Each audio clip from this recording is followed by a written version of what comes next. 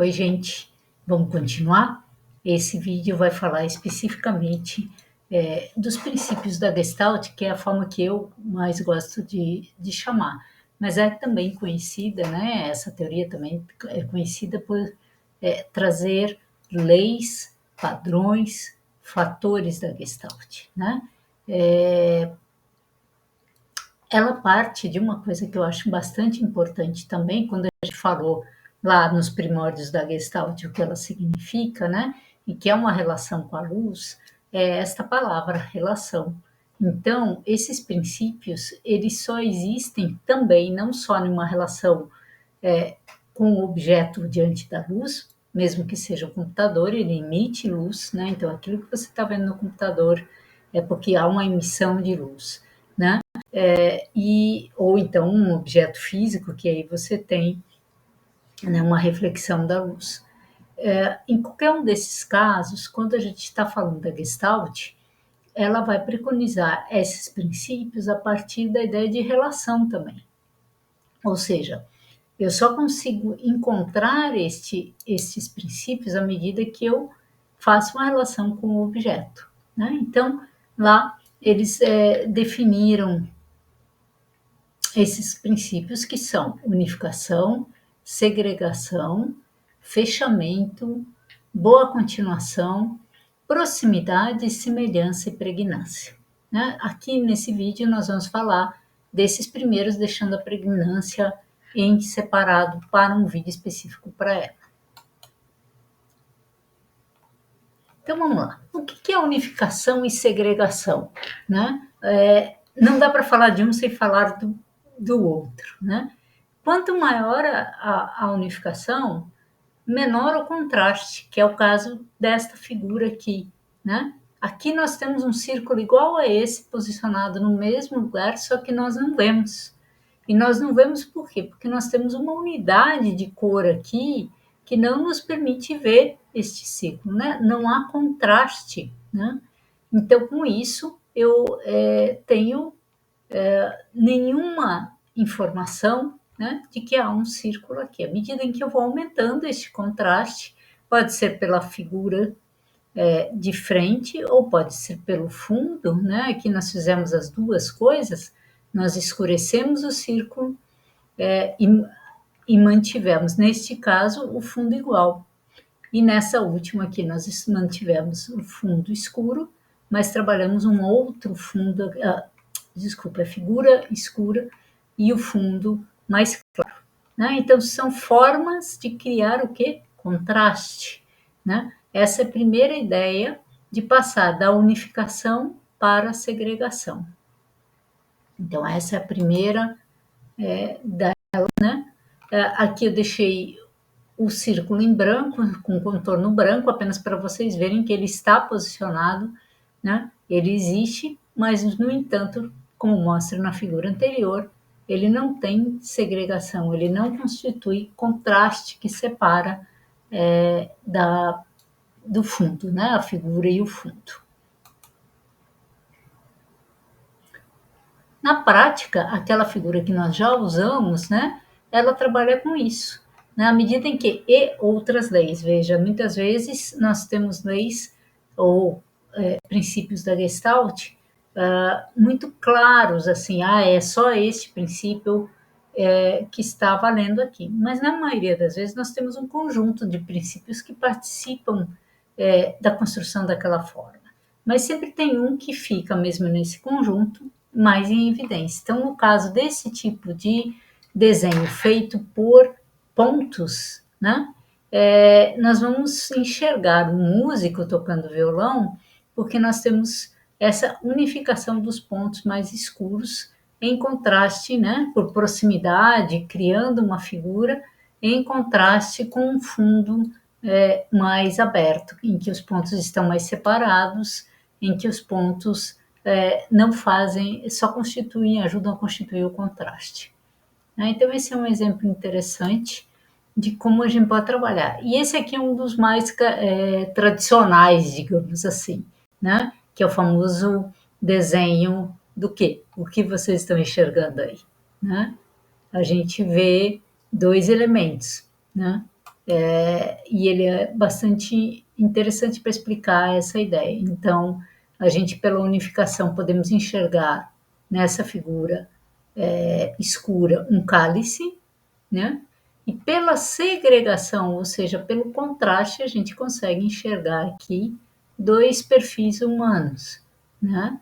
E isso nos ajuda a entender como é que esse elemento é dinâmico, né? São elementos dinâmicos que fazem com que a gente perceba, talvez não ao mesmo tempo, com um pequeno atraso, às vezes com uma necessidade de foco um pouco mais demorado, duas figuras, né?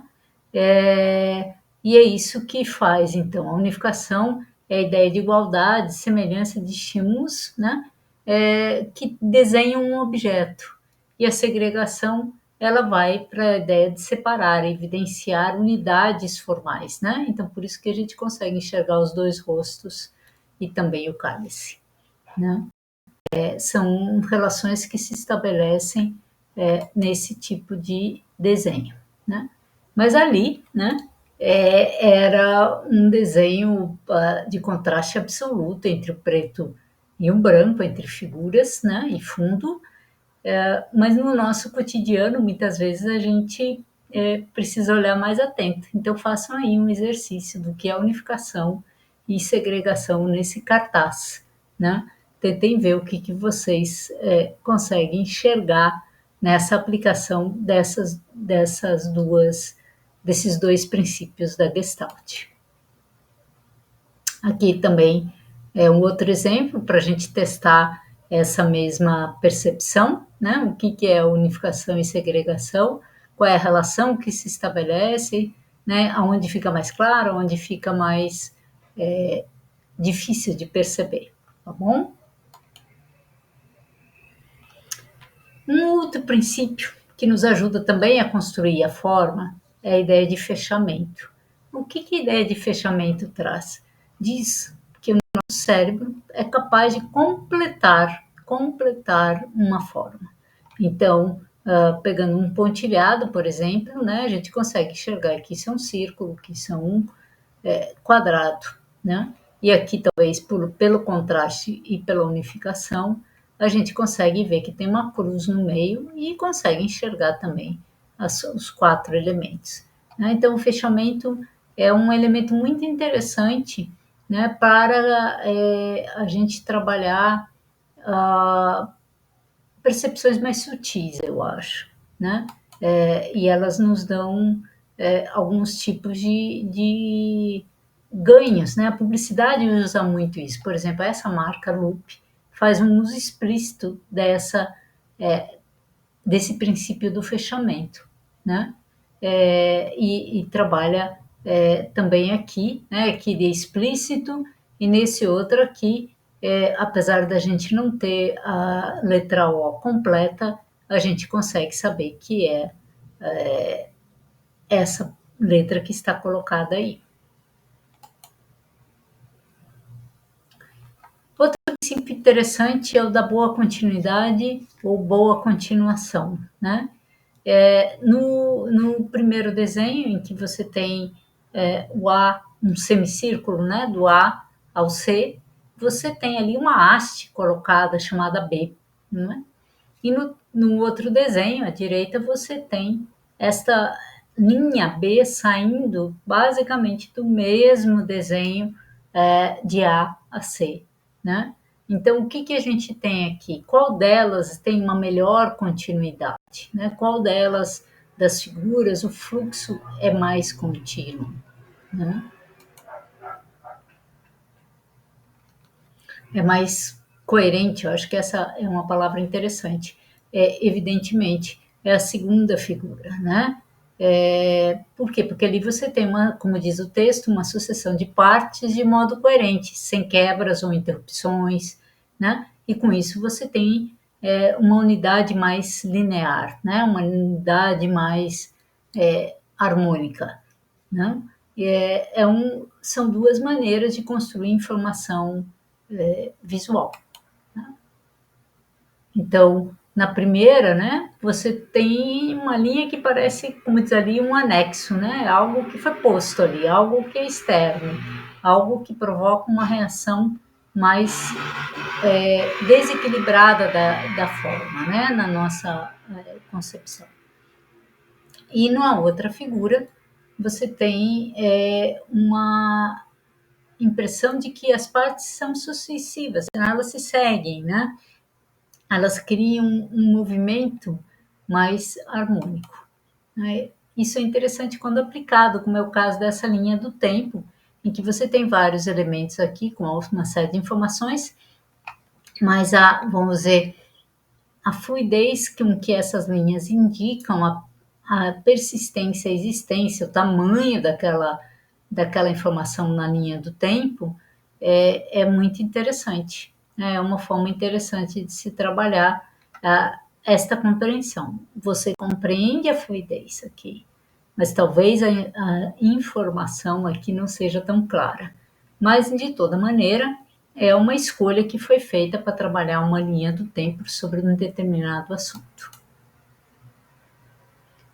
Voltamos aos nossos exemplos, né, do bidimensional, ambíguo, tridimensional, e aí a gente vai entender um pouquinho por que é que a gente enxerga, né, essa forma bidimensional tão clara, né? É por causa dessa continuação, é da regularidade das diagonais. E na tridimensionalidade você tem isso também, né, essa percepção. E ela se torna tridimensional porque você tem na sua linha vertical aqui uma quebra, né? E essa quebra é que nos dá profundidade, né? Coisa que não acontece ou acontece de maneira mais ambígua nessa figura do meio, em que eu posso tanto enxergar desta forma como desta forma, né? Então, a boa continuidade, ela tem seus ônus e seus bônus na construção da informação. Às vezes a gente tem que quebrar a boa continuidade para dar clareza à nossa informação. E isso é bastante interessante, bastante importante. Outro fator, outro princípio bacana é o de proximidade. A gente já viu essa ideia de proximidade nos exemplos anteriores, mas é aquilo que a própria palavra fala, né? Aquilo que está mais agrupado, de forma mais próxima, a gente enxerga melhor. Então, se a gente for olhar esse primeiro exemplo aqui, seguramente eu vou enxergar que estão mais próximos A e B, e C e D, do que A e D, por exemplo, né? E a mesma coisa aqui, né? Essa sequência A, B e C, a gente tem uma proximidade melhor do que, por exemplo, pensar em A, B na outra coluna, D na outra, né? A gente enxerga essas linhas aqui com mais facilidade. E aqui temos um exemplo, né, de como isso funciona. Aqui a gente tem uma área que faz as tiras bastante unificada, né? Então forma pela unificação e segregação com o fundo, esta figura fica clara para nós que é a tira, e o piso da sandália, né, é todo construído por proximidade. Apesar das formas colocadas aqui não terem um padrão, elas têm uma regularidade de cor e uma proximidade que nos permite enxergar o solado do chinelo. Semelhança. Né? A semelhança se confunde com proximidade em alguns momentos, porque aí a gente está falando de espaços iguais, formas iguais, coisas que podem, pela semelhança, fazer-nos enxergar o todo ali. Né? Então, quando a gente tem elementos como esse daqui, né? Em que você tem dois elementos iguais, que contrastam com outros dois elementos iguais, a gente enxerga a eles bem separados, agrupados pela sua semelhança. A mesma coisa aqui, apesar de ser a mesma forma, por diferenças de cor, né? Nós vamos enxergar um grupo, outro grupo, depois outro grupo e por fim outro grupo. Então aqui a gente tem elementos que podem ser muito interessantes para produzir respostas, né, aos desenhos, ao pensamento que a gente quer traduzir, né, visualmente. E aqui um exemplo, como eu tenho feito, né, eu saio do exemplo controlado ali e trago um exemplo da realidade, né? Então, por exemplo, esse cartaz do Guggenheim Museum trabalha exatamente com essa ideia, né? Ele tem elementos similares que constroem a fachada do museu, né? Eles também têm proximidade, o que nos permite construir este elemento, né? E talvez aqui cabe aquilo que eu falei no começo. Aqui a gente precisa também ter um conhecimento anterior, muito provavelmente, para reconhecer que isso aqui é a fachada de um museu, né? E aqui a gente tem um exemplo de formas que estão próximas, mas, no entanto, não colaboram para essa visualização como um todo, né? Porque elas não criam relações, elas só têm a relação de proximidade, mas ela não constrói uma unidade, né?